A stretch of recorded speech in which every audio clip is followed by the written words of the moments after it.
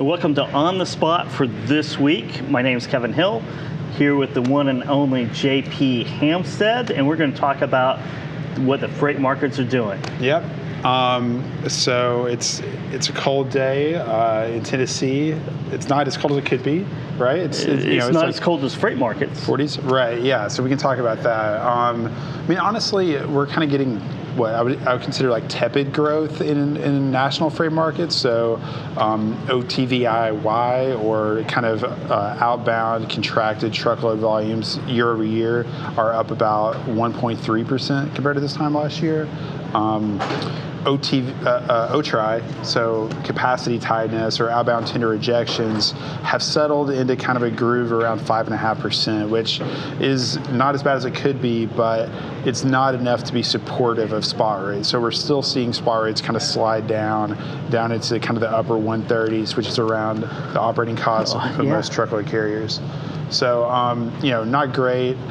Volumes aren't bad. I guess in terms of major markets, it looks like LA has started finally to turn the corner around its pre-Chinese New Year peak, and now we're seeing degradation in volumes there. We expect LA volumes to drop off sharply next week.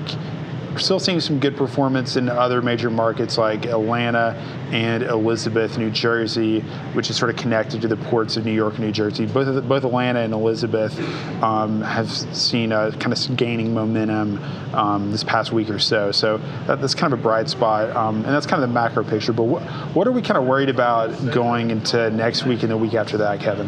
I think it's probably imports and exports. So basically, you have the coronavirus. Right. You guys wrote a report this week that you can find on FreightWaves.com. It's a free passport research report on the coronavirus. And from both of our sources, what we're hearing is that this is going to be an issue, especially until April, where you might see some bottlenecks because trade, I wouldn't say it was effectively halted from China, but pretty close. You have the other trade patterns from other countries, but you have a lot of disruption from the coronavirus. Goods leaving China, Correct. Things entering on the docks. I think we talked to a CNBC commentator that told us non-government data that most of the intermodal ports in China are running 5 to 10% capacity. Wow. The biggest one, or the one running at the most capacity, is about 30%. Wow. So you have this bottleneck that's setting the stage for April, May-ish to come in during produce season. Correct. And we've heard some other trucking companies or trucking executives talk about this bottleneck as well, right? Yeah. So the issue here is that the coronavirus outbreak in China has dampened industrial production and manufacturing activity in China. It's prevented the ports from operating correctly. There are even issues with the crews of container ships that don't want to sort of disembark in China or deal with Chinese workers out of a fear of the virus. There's no real way for a container ship to load and unload in a port without the crew interacting with stevedores or longshoremen, lashing containers, filling out paperwork, discussing things in the office. All that has to take place. And so that's another sort of issue. But on the flip side of that, the American consumer has not stopped spending. And so there is a demand for goods that will have to be made up at some point. And that's what, Kevin, you're kind of talking about that with the bottleneck. There's going to be pent-up demand that is going to have to be brought onto shore in an accelerated way, potentially around the same time as produce starts in, say, Mexico, Florida, Southern California. And what I was talking about earlier is just the finished goods that are ready to be shipped right now. Yeah. Things for spring that will probably arrive late, which will need to be expedited. So you're looking probably at a bump up of rates, especially in the western U.S. Going into April, May, produce season, Easter, the other spring seasons, and then you have the orders that need to be placed in April, May-ish to meet the Christmas coming forward, right? So I was talking about the ports being understaffed. Well, manufacturing facilities in China are also grossly understaffed. Correct. Coming out of the Chinese New Year. But those levels are still very minimal, and you're going to see a lot of jockeying for slip space in manufacturing. So everyone's going to be trying to get up in the pecking order. That's right. To get their goods manufactured in the top slots. Right. Instead of the bottom, and that's going to create probably another bottleneck later in the year. And if you read Chinese government-owned media like the South China Morning Post and things like that, they're trying to put a brave face on things, insisting that China is getting back to work.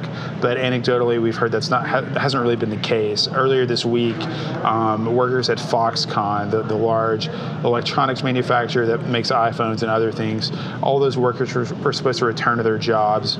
Only about 10% actually did, which is effectively zero because you can't really run a factory with 10% of your workforce. So, I think that people aren't traveling. They're not allowed to travel. It's very difficult. They're afraid. They don't want to necessarily gather in large spaces with tons of other people. That's risky for health reasons.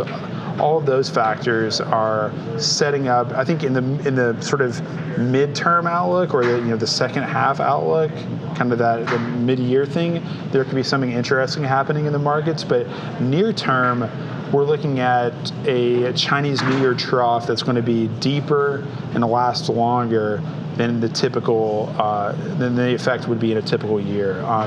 The data that we've seen, Kevin, suggested that up to 50% more sailings of container ships are being canceled due to the Chinese New Year. So normally the container lines adjust capacity on the Trans-Pacific trade lanes during the Chinese New Year, but this time they're cutting deeper, and every week they keep cutting the schedule sailings further and further out. So I don't really know when that's going to end, honestly. No one knows. It's hard to get a handle on. Hard. And we're assuming that the virus and the contagion is limited right now. Right. If it breaks out a little bit more, then we're going to have to push those deadlines even further out.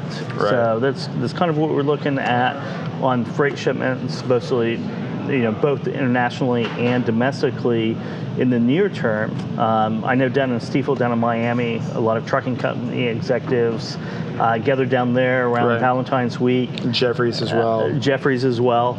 And talk about their expectations to the market, and everyone's pretty positive about the second half recovery. What are your thoughts on that, JP? We also not only at Stiefel and Jeffries, but we also analyzed 25 different transportation companies' earnings call transcripts, looking to kind of get a synthesis of management commentary, both on the macroeconomic outlook and on sort of their own corporate strategies, what they're going to do, what kind of growth they're going to try to pursue, that kind of thing. And one of the clear messages that came out from the truckload carriers, as you said, was that it's going to be better in the second half. We're going to have a more positive second half. Now, I think the main sort of data point that they're clinging to here is just the constant drumbeat in the news of carrier exits from the market, saying that, okay, capacity is leaving the market at a certain point that will inflect, that will tighten markets up, that will send rates up, things will be more constructive. The problem is that to base your whole outlook on capacity leaving is risky, because measuring sort of absolute capacity or the true number of trucks available for dispatch is one of the hardest things to gauge in the trucking industry. So I almost kind of think that what they're really relying on is they're just sort of calling the timing of the cycle. They're kind of saying, okay, halfway through 2020, that'll be an 18-month trough. It'll be time for it to go up. I don't really think there's any data supporting a second half rebound. I just think that people want it to happen. It's like a lot of things in equities markets, right? It's like, if it's good for me, I think it'll happen. Yeah, and that's something my group did. We looked at public freight brokers, or 3PLs, and kind of their results over the last over the last quarter, actually the last 3 quarters. We updated it for this quarter, year over year, depending on their earnings, and what we saw is a lengthening of the down cycle. Interesting. Where contract prices are lowering, spot rates are pretty level. Right. But going forward, spot rates are going to rise as contract continues to drop, and it's about a 6-month lag on contract prices elevating. So there's another 6 months. So the brokers are definitely not out of the woods yet. But they're not out of the woods whatsoever. On the flip side of that, full truckload carriers are about one phase in the cycle earlier than the brokers are, right? So they're still seeing contract pricing decrease as it rolls over, but as soon as the spot prices come up, then they're going to be able to hopefully move some assets over, talk to their customers, re-rate those contracts, et cetera, et cetera. On the railroad side, management was a lot more conservative. I think partially because they sort of most of them, excepting I think the Canadian rails, have oriented their strategy around cutting operating ratio, becoming more efficient, dropping more revenue to the bottom line. So they haven't been optimizing for growth, and so they can kind of get away with a sort of a bearish economic outlook because they're kind of saying, don't expect us to grow. It's out of our hand. Their earnings increase all through 2019 as rail volumes decreased. Right. Yeah. So they have many more levers to pull than full truckload carriers. And they're monopolies. So, CSX, Union Pacific were both said, their customers needed to gain more confidence in terms of capital expenditures and taking risks and spending more money. CSX CEO Jim Foote said that didn't see any reason for an uptick in industrial activity this year. Said it's going to be pretty cool. But I kind of liked what the CEO of Canadian National, J.J. Roost, said. He said, he was kind of citing some pretty impressive figures from Canadian National. They basically doubled their revenue over the past decade, which is difficult for a 100-year-old organization to do. And he said, we didn't wait for the economy to bring us freight, meaning they went out and sold aggressively. They improved their service, they talked to their customers, they adjusted their pricing, they invested in the assets they would need to grow. And that's kind of, the Canadian rails have been through PSR. They've kind of squeezed the juice out of the lemon, and now they're ready to take advantage of that operating leverage and really make it work for them. It doesn't seem like the U.S. rails are kind of in that position yet. But I think what's kind of interesting is just the industrial side for them is like it's going to be risk off this year. Like they don't think their customers are going to spend a lot of money. Retail, which is more trucking in a way, we'll see how that holds up. So you guys published it today in Passport, which is a subscription service that FreightWaves has that has both of our in-depth research in our teams, and you looked at the whole transportation space on earnings, fourth quarter 2018 to fourth quarter of 2019. Right. What did you find? It was really interesting. It was a very, very tough quarter. So we across the 25 transportation companies that we looked at, EPS was down year over year by an average of 42%, which is astounding, honestly. So that is. LTL. You look at any other industry and you never find that almost, right? Yeah. No, it's deeply cyclical. Yeah, it's like energy or something, right? LTL had the worst earnings, down like 80%. And if you look at like the unionized LTL carriers like ArcBest and YRC, they were even more challenged. Saia was really the one that the smallest publicly traded LTL carrier that was able to grow revenue. It was kind of interesting. So LTL was sort of the worst performing, railroads were the best performing. Interestingly, and I think this kind of speaks to the difficulties that brokers are facing that you mentioned earlier, Kevin, truckload carriers and brokerages kind of performed about the same. there were different bright spots. You could kind of see different companies pursuing different sort of strategies. Like Martin, for example, was able to grow revenue and limit EPS declines. Hunt was one of the very few brokerages that grew revenue in the fourth quarter of 2019. They paid for it with gross margin.